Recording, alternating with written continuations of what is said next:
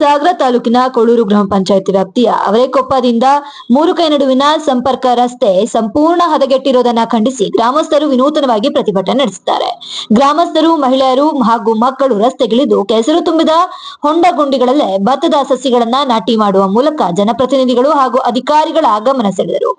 ಅವರೇಕೊಪ್ಪ to Murukai ರಸ್ತೆ ಹಲವು ವರ್ಷಗಳಿಂದ ಅವ್ಯವಸ್ಥೆಯಿಂದ ಕೂಡಿದ್ದು ರಸ್ತೆ ದುರಸ್ತಿ ಮಾಡುವಂತೆ ಹಲವು ಬಾರಿ ಮನವಿ ಮಾಡಿದ್ರು ಯಾವುದೇ ಪ್ರಯೋಜನವಾಗಿಲ್ಲ ಎಂದು ಪ್ರತಿಭಟನಾಕಾರರು ಆರೋಪಿಸಿದ್ರು. ಬೇಸಿಗೆಯಲ್ಲಿ ರಸ್ತೆಯಲ್ಲಿ ವಿಪರೀತ ಧೂಳು ಹಾಗೂ ದೊಡ್ಡ ದೊಡ್ಡ ಹೊಂಡ ಗುಂಡಿಗಳಿಂದ ಸಂಚಾರ ಕಷ್ಟವಾಗ್ತಿದೆ. ಮಳೆಗಾಲದಲ್ಲಿ ರಸ್ತೆ ಸಂಪೂರ್ಣ ಕೆಸರುಗದ್ದೆಯಾಗಿ ಮಾರ್ಪಾಡ್ತದೆ.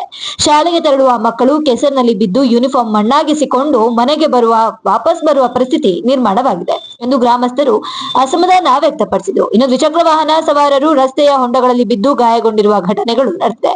ತುರ್ತು ಸಂದರ್ಭದಲ್ಲಿ ಅನಾರೋಗ್ಯ ಪೀಡಿತರನ್ನ ಆಸ್ಪತ್ರೆಗೆ ಕರೆದೊಯ್ಯಲು ಕೂಡ ಈ ರಸ್ತೆಯಿಂದ ಸಾಧ್ಯವಾಗದಷ್ಟು ಪರಿಸ್ಥಿತಿ ಹದಗೆಟ್ಟಿದೆ ಎಂದು ಗ್ರಾಮಸ್ಥರು ದೂರಿದ್ರು.